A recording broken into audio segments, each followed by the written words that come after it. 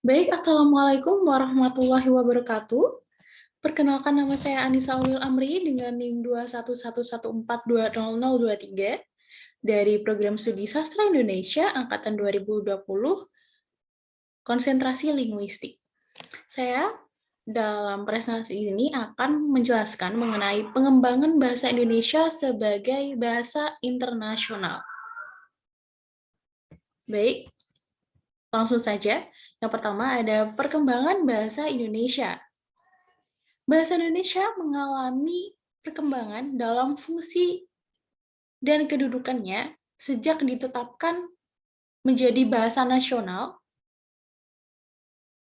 di mana Indonesia meningkatkan fungsi bahasa Indonesia menjadi bahasa internasional sejak tahun 2009, berdasarkan Undang-Undang Nomor 24 Tahun 2009, di mana bahasa Indonesia menunjukkan peluang dan prospek besar untuk menjadi bahasa internasional, terutama di kawasan Asia Tenggara, yang juga didukung dengan jumlah penutur bahasa Indonesia di dalam maupun di luar negeri, dan aspek lain untuk menjadikan bahasa Indonesia sebagai bahasa internasional. Selanjutnya yaitu ada potensi bahasa Indonesia sebagai bahasa internasional. Contoh potensi bahasa Indonesia menjadi bahasa internasional adalah sebagai berikut. Yang pertama, bahasa Indonesia menggunakan aksara Latin. Tata bahasa Indonesia itu sederhana. Yang ketiga yaitu, salah satu dari banyak ragam bahasa Melayu adalah bahasa Indonesia. Yang keempat, SDA Indonesia yang mempesona. Yang kelima yaitu, keterbaruan sistem ejaan yang memadai. Yang keenam yaitu sistem ejaan yang fleksibel. Yang ketujuh, memiliki gramatikal yang berlaku secara umum, atau bisa disebut juga kesemestaan bahasa. Dan yang terakhir yaitu tersedianya program BIPA.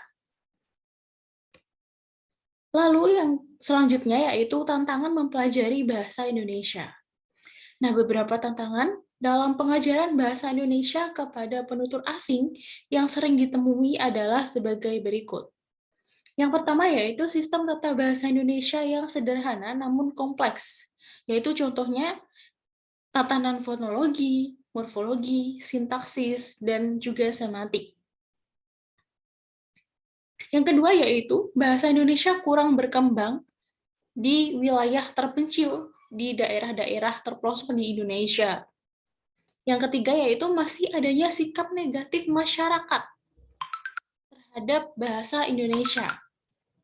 Yang keempat yaitu belum berkembangnya uji kemahiran bahasa Indonesia di banyak negara. Dan yang terakhir yaitu anggaran yang kurang memadai untuk program pengenalan bahasa Indonesia untuk lebih luasnya lagi. Selanjutnya yaitu ada hambatan bagi penutur asing. Terdapat faktor eksternal yang menjadi hambatan dalam mempelajari bahasa Indonesia bagi penutur asing, yakni sebagai berikut. Yang pertama yaitu perbedaan latar belakang yang kompleks. Lalu ada kurangnya modal kultural pembelajar terhadap budaya bahasa sasaran, yakni bahasa Indonesia. Yang ketiga yaitu kurangnya keaktifan dan praktik penggunaan bahasa Indonesia oleh pembelajar asing.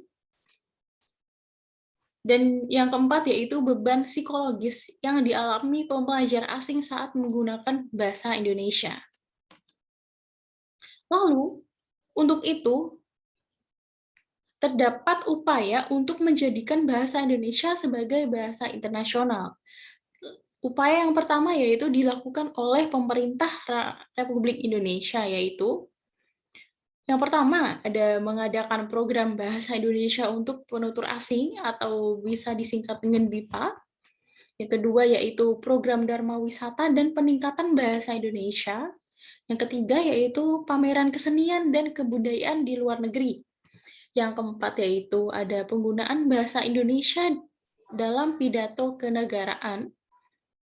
Yang kelima yaitu turut memfasilitasi lembaga atau institusi yang menyelenggarakan kegiatan kebahasaan di luar maupun di dalam negeri. Lalu, upaya yang dilakukan oleh masyarakat yaitu diantaranya, yang pertama, peningkatan fungsi bahasa Indonesia dalam masyarakat luas, pemerataan penggunaan bahasa Indonesia di seluruh penjuru negeri. Yang ketiga yaitu melestarikan penggunaan bahasa Indonesia baik di dalam maupun di luar negeri.